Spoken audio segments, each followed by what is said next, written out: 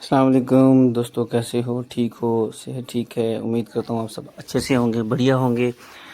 मैं हूँ वसीम अकरम, आपका इस यूट्यूब चैनल में खैर मकदम करता हूँ। गाइज़, आपने देखा होगा हमारी जो ये लद्दाख सीरीज़ है, रजौरी टू लद्दाख, उसका पाँचवा हिस्सा आपने पीछे चौथे पार्ट में देखा होगा कि हम करगिल सिटी से जब निकले थे तो रास्ते में कितने अच्छे अच्छे और ख़ूबसूरत नज़ारे आते गए। तो गाइज़, हम आहिस्ता आहिस्ता बढ़ते गए। हमारा सीरीज़ का सफ़र जो है वो लद्दाख सीरीज़ का जो सफ़र है वो कंटिन्यू है अभी। इंशाल्लाह हम आपको आहिस्ता आहिस्ता हर सीरीज़ में, हर पार्ट में दिखाते जाएंगे कि हमने ये सफ़र कैसे किया, कहाँ कहाँ से चले, कहाँ कहाँ रुके, कहाँ स्टे किया, रात कहाँ पड़ी, दिन कहाँ हुआ, सब इंशाल्लाह मैं आपको आहिस्ता आहिस्ता बताता चलूँगा। इंशाल्लाह अब कंटिन्यूसली आपको हमारे जो व्लॉग वो हैं वो आते रहेंगे और आप लोग हमें अच्छी तरीके से सपोर्ट करें।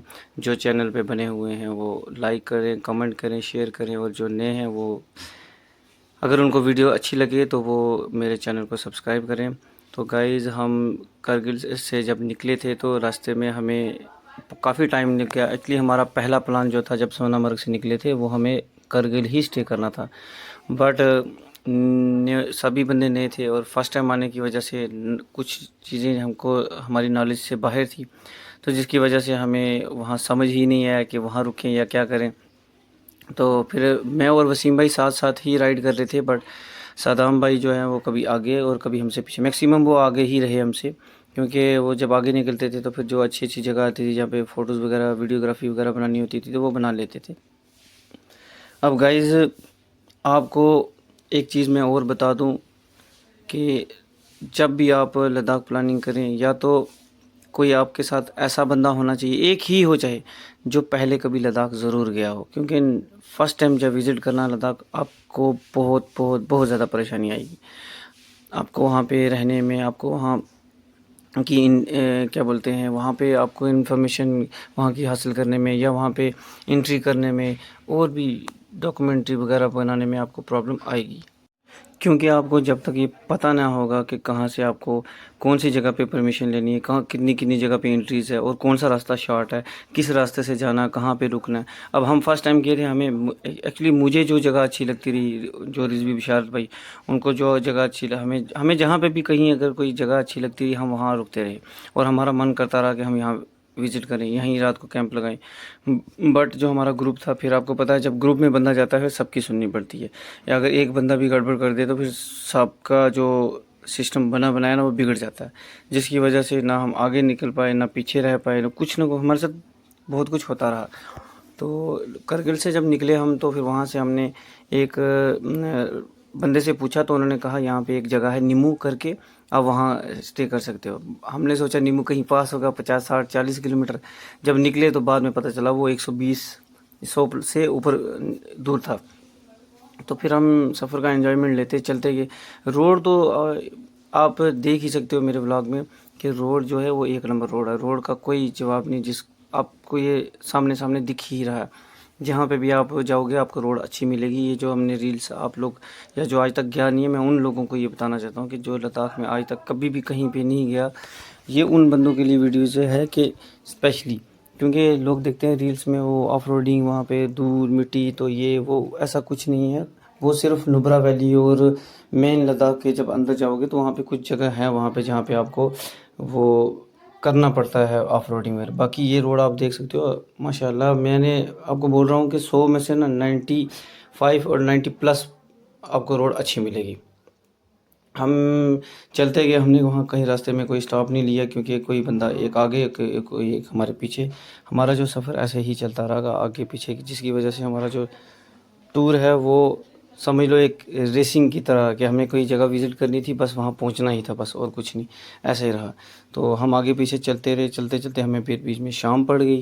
तो ऐसे ही करते करते जब हम वहाँ पहुँचे, एक दो जगह हमने स्टॉप भी लिया, जहाँ पे इम्तियाज़ भाई लगे कहने कि हम नाइट स्टे यहीं करेंगे। दो जगह पे हमने होटल देखा, मतलब होटल टाइप में, वहाँ पे आप ढाबा ही समझ लो। वो कहने लगे कि आप रूम ना रखो, आप यहाँ पे अपना टेंट भी लगा सकते हो, बट वो जो उनका रेट था तो वो एक रूम के बराबर था। फिर हमारा दिल नहीं माना, फिर सदाम भाई कहने लगे चलो चलो हम ले ही पहुँचेंगे, वहाँ मेन सिटी में पहुँच के वहीं जाके देखेंगे कि कहाँ पे रूम लेना, क्या करना है, या जहाँ पे वो अगर टाइम पे पहुँच गए तो हम वहाँ पे नाइट स्टे कर लेंगे कहीं भी जहाँ पे कैंपिंग का कोई सिस्टम होगा या जहाँ कैंपिंग करने देंगे। अगर लेट हो गया ज़्यादा तो वहाँ रूम शूम लेंगे। फिर गिरते पड़ते हम स्पीड को मेंटेन करते, थोड़ी यहाँ से गाड़ी हमने खींची क्योंकि एक दो जगह पे रोड का काम भी चल रहा था। यहाँ से थोड़ी ही दूर पे आगे वहाँ पे एंट्री भी होती है ले इंटर करने से पहले। ले इंटर करने से पहले वहाँ पे एक एंट्री आती है, चेक पॉइंट, जहाँ पे आपको एंट्री वगैरह करानी पड़ती है। वहाँ पे हमें कुछ कश्मीरी भाई भी हमारे अपने मिले, जो मेरे ख्याल से डिस्ट्रिक्ट गांधरबल, जहाँ तक मुझे याद है, वहाँ के मिले। वो कहने लगे कि हम रात को ले को नहीं रुकेंगे, हम सीधा पैंगोंग जाएंगे।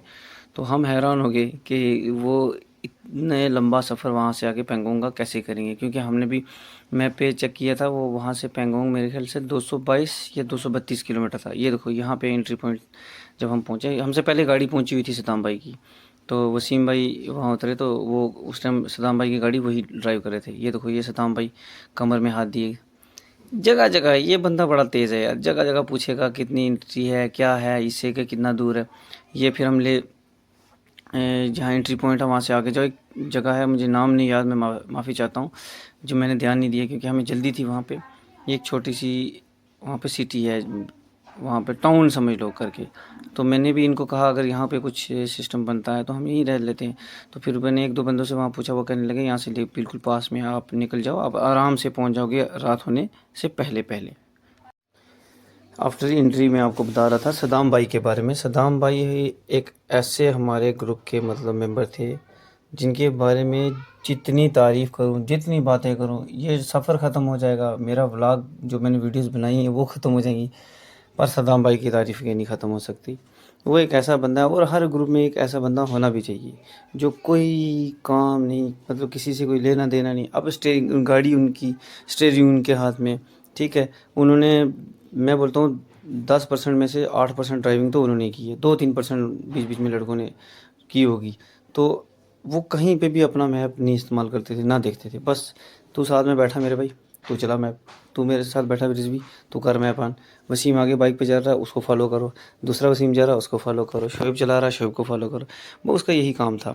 तो बाकी हमारा सफ़र के लिहाज से, व्यूज़ के लिहाज से, एडवेंचर के लिहाज से, जो व्लॉगिंग के लिहाज से हमारा सफ़र वो बड़ा अच्छा गया। खाना पीना भी हमारा ठीक ही रहा। कुछ कुछ जगह पे लड़कों को वॉमिटिंग वगैरह बहुत ज़्यादा हुई, सफोकेशन की भी प्रॉब्लम हुई, क्योंकि जैसा जैसा हम हाइट पे चलते गए हमें बहुत ज़्यादा प्रॉब्लम आती गई। एक बात और, आप जब भी लद्दाख जाओगे ना, सबसे पहली बात कि जब वहाँ आपने खाने पीने का ध्यान, वो सबसे ज़रूरी है। वीडियोस में भी हमारे बड़े बड़े यूट्यूबर, अच्छे यूट्यूबर आपको बताते रहते हैं कि वहाँ पे खाने का सिस्टम। मैं तो ये कहता हूँ कि आप जब जाओ तो हल्का फुल्का से मतलब जैसे आप सुबह घर से निकले तो यहाँ से खा पी के अच्छे निकले, जब लद्दाख पहुँचे, मान लो कि आप शाम को वहाँ पहुँच चुके हो, आपने नाइट कैंपिंग की, मैगी या कुछ जो भी आपको नॉर्मल जो आपको ईज़िली लगता है वो खाना बना के आपने खा लिया। तो जब सुबह उठो तो ब्रेकफास्ट में कोशिश ये करो कि टोस्ट वगैरह, ब्रेड वगैरह ये ले लो, जैम वगैरह खाई, उसके साथ चाय अगर बनाई तो वेल एंड गुड, नहीं तो आप कॉफ़ी वगैरह जो भी आपको सूट करता है वो बना के पी लिया। तो खाने पीने का कोशिश ये करना कि सफ़र में नॉर्मल जो हैवी ना हो फूड, वो खा पी लिया। साथ में प्रोटीन रख लिया। वो पीने के लिए आप ओआरएस भी रख सकते हो, क्योंकि उससे ये है कि आपके जो अंदर पानी की कमी जो है वो नहीं रहेगी।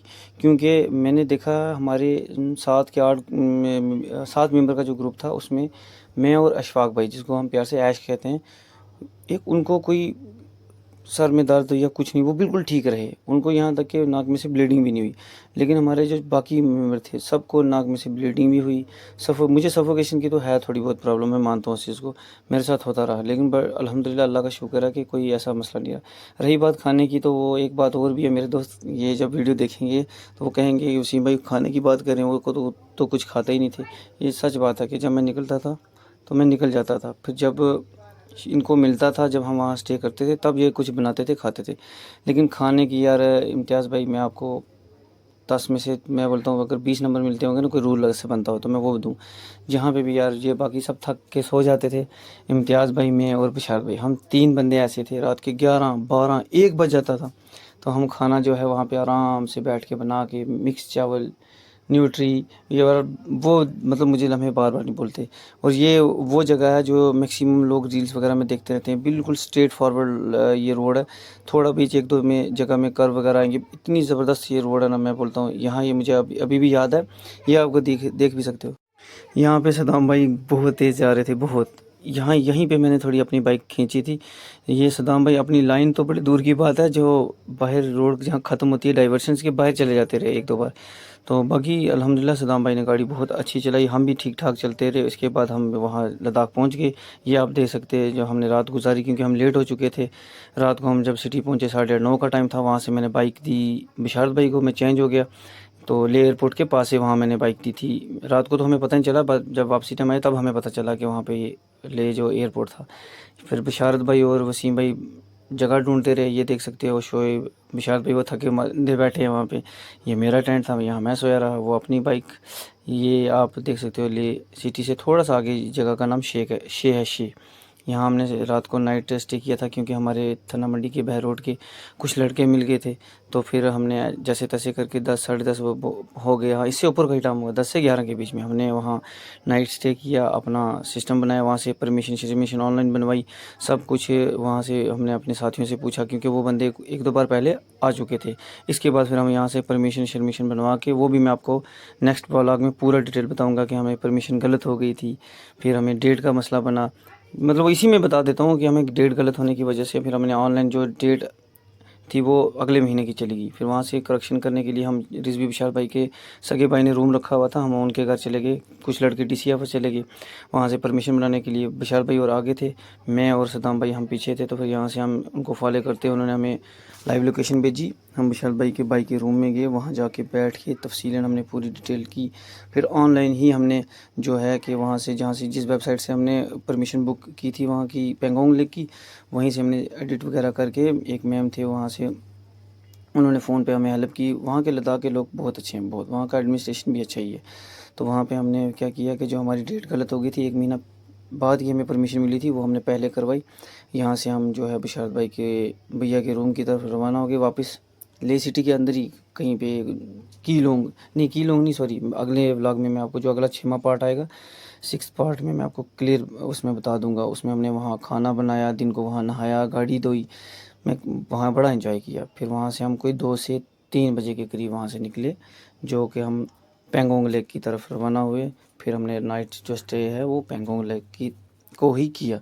फिर वहाँ से हमारा सफ़र ख़त्म हो गया, क्योंकि लड़कों ज़्यादा घबरा गए। और फिर सदाम भाई को जो घर में प्रॉब्लम है आपको हर व्लॉग में बताता आया हूँ। फिर वहाँ से हम निकल गए। इंशाल्लाह हम नेक्स्ट